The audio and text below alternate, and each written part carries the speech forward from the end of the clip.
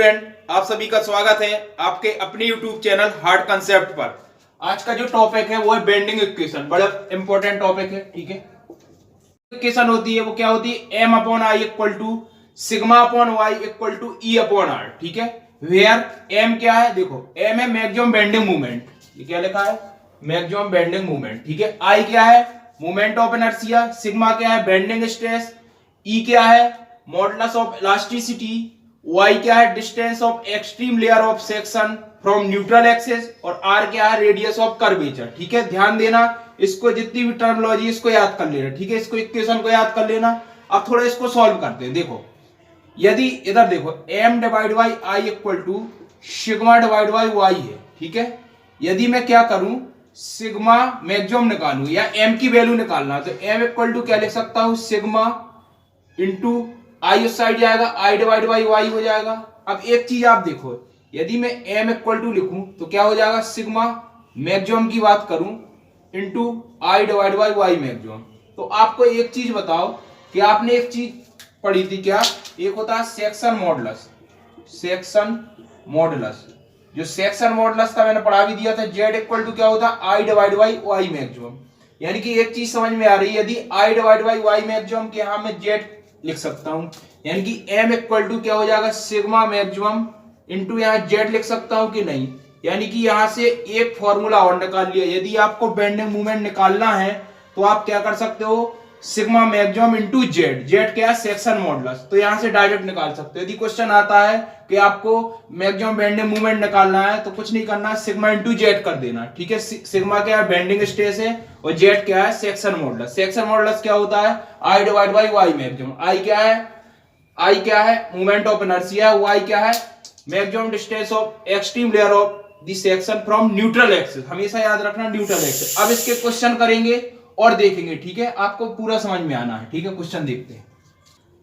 First question आता है, देखो फर्स्ट क्वेश्चन क्या है, दी बेंडिंग इक्वेशन इज, चार ऑप्शन दिए हैं।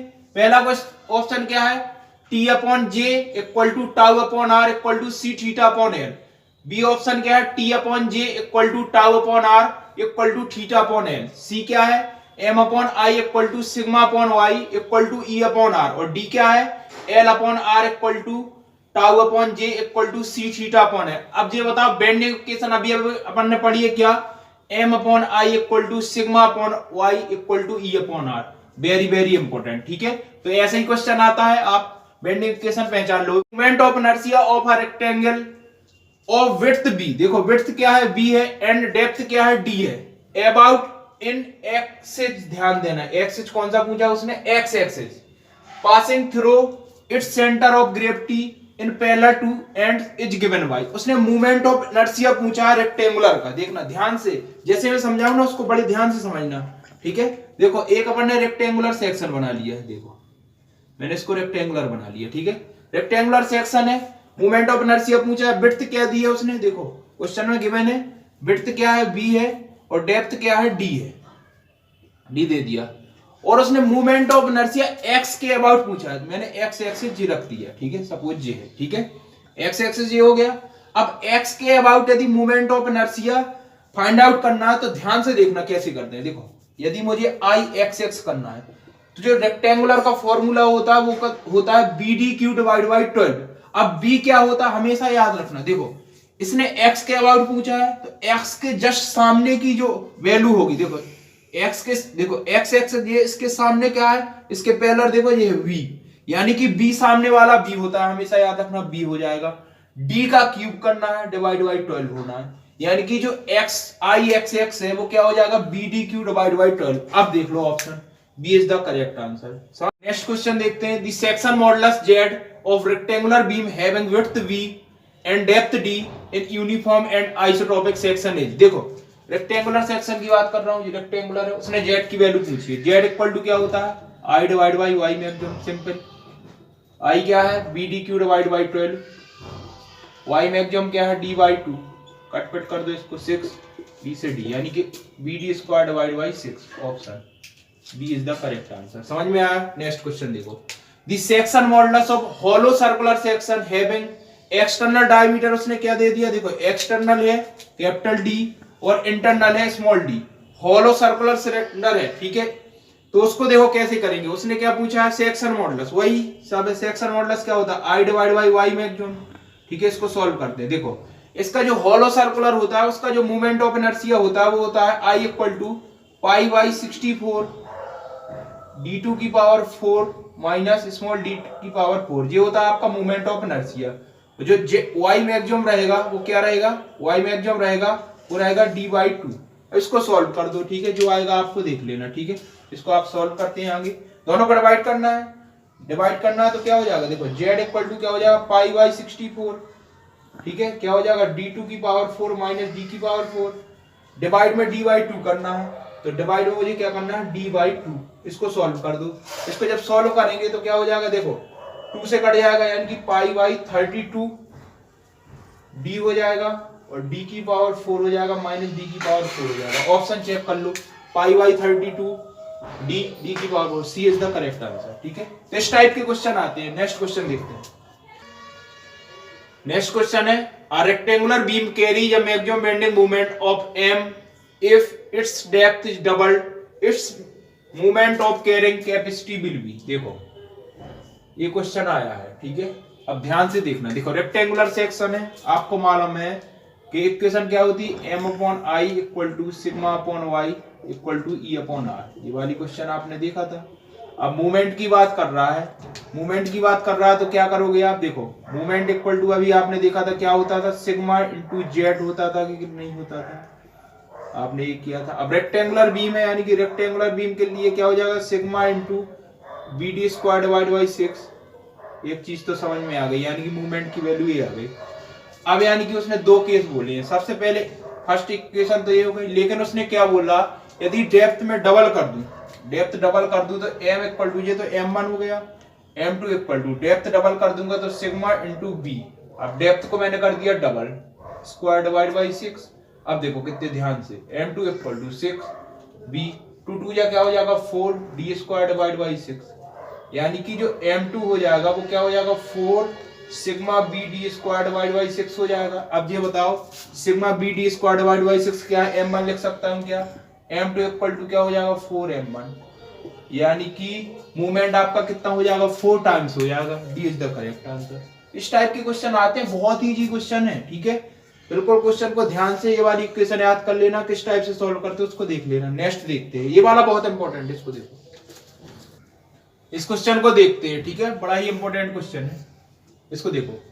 From a wooden circular log, एक वुडन का सर्कुलर लॉग है और उसका डायमीटर कितना है, कैपिटल डी है। Calculate the size of rectangular section in bending. ठीक है, जो रेक्टेंगुलर सेक्शन ये बन रहा है इसकी साइज चाहिए, यानी कि मुझे विड्थ चाहिए और डेप्थ चाहिए, B and D find out करना है। इसको कैसे करेंगे, देखो एक सर्कुलर वुडन लॉग हो गया, ये मैंने एक रेक्टेंगुलर सेक्शन बना लिया इसको, उसने क्या डायमीटर डी है यानी कि डायमीटर डी हो गया, तो ये वाला पोर्शन इसका क्या हो जाएगा डी हो गया, यहां से यहां तक क्या हो जाएगा डी, कहीं भी।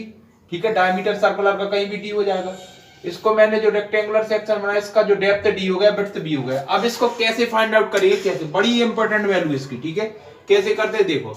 अब ये बताओ, एक यहाँ ट्राइंगुलर बन रहा है, ट्राइंगुलर बन रहा है, तो इसका आपने देखा होगा पाइथागोरस थ्योरम लगाएंगे तो क्या हो जाएगा डी स्क्वायर इक्वल टू क्या हो जाएगा small D square plus B square. Simple यही होगा ना, कोई दिक्कत नहीं। ठीक है, तो यदि मुझे यहां से स्मॉल डी स्क्वायर निकालना है तो क्या हो जाएगा capital D square minus B square. एक चीज तो यहां समझ में आ गई। ठीक है, अब ये बताओ रेक्टेंगुलर सेक्शन का जो सेक्शन मॉडुलस जेड क्या होता है, क्या हो जाएगा B D square divide by 6, यही होता है, कोई डाउट नहीं होना चाहिए। ठीक है, अब देखो सेक्शन मॉडुलस कुछ नहीं करना है आपको, D Z divide by D B equal to 0, यानी कि जो सेक्शन मॉडुलस आया उसका विड्थ के रिस्पेक्ट में क्या कर दो, डिफरेंशिएट कर दो इक्वल टू 0। तो आप इसको करो तो आपकी बी एंड डी की वैल्यू आ जाएगी। देखो कुछ नहीं करना है, देखो मैं कर रहा हूं, देखो डी अपॉन डी बी हो जाएगा। ठीक है, जेड की वैल्यू लिखो, जेड की वैल्यू क्या है B D square divide by 6, ऐसे लिख सकते हो क्या, लिख दिया। ठीक है, अब देखो इधर d divide by D B, बिल्कुल सिंपल तरीके से देखेंगे। देखो b डिवाइड बाई 6 से, अब ये बताओ d स्क्वायर क्या है, ये वाली वैल्यू पुट कर सकता हूं क्या, देखो d square minus B square, यहां तक हो गया। ठीक है, 0 तो इक्वल में चल रहा है। ठीक है, ध्यान से देखते जाना, मैं कर रहा हूं। ठीक है, अब देखो क्या हो जाएगा, d डिवाइड बाई डी। अब इसको देखो, v को मैं अंदर ले गया तो क्या हो जाएगा, B D square divide by 6 हो जाएगा, माइनस क्या हो जाएगा, B cube divide by 6 equal to 0। अब देखो इसको सॉल्व करते हैं, डिफरेंशिएट करते हैं। देखो b के रिस्पेक्ट में करना है तो क्या हो जाएगा, D square divide by 6 simple, minus यहाँ क्या हो जाएगा, 3b square divide by 6 equal to 0। मैं क्या कर दूंगा, D square divide by 6 equal to क्या हो जाएगा, 3b स्क्वायर डिवाइड बाई 6 हो जाएगा। ये हो जाएगा 6 से 6 कैंसिल कर देंगे। ठीक है, तो यानी कि इधर देखो b की वैल्यू चाहिए तो क्या हो जाएगा, बी स्क्वायर इक्वल टू क्या हो जाएगा, डी स्क्वायर डिवाइड बाई 3 लिख सकते हैं क्या। यानी कि यहाँ से यदि मुझे b की वैल्यू चाहिए तो देखो यहाँ से क्या, d डिवाइड बाई √3 आ जाएगा। यानी कि जो विड्थ की वैल्यू आएगी वो d डिवाइड बाई √3 आ गया। यानी कि b की वैल्यू अपन ने यहाँ से फाइंड आउट कर ली, d डिवाइड बाई √3। यहाँ तक कोई डाउट नहीं होना चाहिए। देखो सिंपल है, b को मैंने क्या किया, देखो इस साइड जाएगा, रूट के अंदर हो जाएगा, d बाहर √3। ठीक है, एक चीज तो समझ में आ गई। अब यहाँ से देखते हैं क्या, देखो इधर से मैं निकाल रहा हूँ क्या, स्मॉल d की वैल्यू चाहिए। देखो स्मॉल d की वैल्यू चाहिए तो अपन क्या लिख सकते, देखो डी स्क्वायर माइनस, देखो वी स्क्वायर की वैल्यू ये थी, देखो इधर वी स्क्वायर की वैल्यू यही है, डायरेक्ट रख दूं, वी स्क्वायर की वैल्यू क्या हो जाएगी, डी स्क्वायर डिवाइड बाई 3। यानी कि डी स्क्वायर इक्वल टू, अब देखो यहाँ से 3 हो जाएगा, यानी कि 3d square minus D square, यानी सॉल्व करोगे तो क्या हो जाएगा, 2d स्क्वायर डिवाइड बाई 3। यानी कि यदि मैं स्मॉल d की वैल्यू देखूं तो क्या हो जाएगा, √2 डिवाइड बाई 3 और बाहर कैपिटल D, यानी कि स्मॉल d की वैल्यू ये आ गई। यानी कि स्मॉल d की वैल्यू यहाँ क्या फाइंड आउट कर लिया अपन ने, √2 डिवाइड बाई 3 कैपिटल D। ठीक है, तो आपने जो रेक्टेंगुलर सेक्शन है उसकी साइज क्या, B and D find out करनी थी। बी की वैल्यू d डिवाइड बाई √3 और इस डेप्थ की वैल्यू क्या हो जाएगी, √2 डिवाइड बाई 3 और बाहर d। Very very important. ठीक है, इसकी जो वैल्यू है ना बी एंड डी बहुत आती है, ऑप्शन क्वेश्चन आएगा, सीधा सीधा क्वेश्चन दे देगा, बोल देगा वुडन सर्कुलर लॉग है, रेक्टेंगुलर सेक्शन बन रहा है, उसका विड्थ बता दो, विड्थ वाला ऑप्शन ये आएगा, डेप्थ बता दो, ये आएगा, बहुत आता है इंपॉर्टेंट। तो मैंने पूरे को ड्राइव करके बताया कैसे फाइंड आउट करते हैं, इसके क्वेश्चन भी आते हैं। ठीक है, न्यूमेरिकल भी बनेगा तो डी और बी की वैल्यू दे देगा, कैपिटल डी की वैल्यू दे देगा, बी पूछ लेगा, बी दे देगा, डी पूछ लेगा, यहाँ स्मॉल डी की वैल्यू पूछेगा, डी दे देगा। मतलब क्वेश्चन भी आते हैं, इस टाइप के क्वेश्चन भी आते हैं। ठीक है, तो इसको मैंने एकदम क्लियर कर दिया। ठीक है, तो ये वाले जो क्वेश्चन थे यहाँ देखो, बेंडिंग इक्वेशन के काफी क्वेश्चन कर लिए अपन ने। ठीक है, यदि ये वाला सेशन आपको समझ में आया तो लाइक जरूर करना, शेयर करना, सब्सक्राइब करना, और शेयर बहुत जरूरी है, शेयर करते रहा करो। ठीक है, क्वेश्चन देखा करो और कमेंट जरूर किया करो।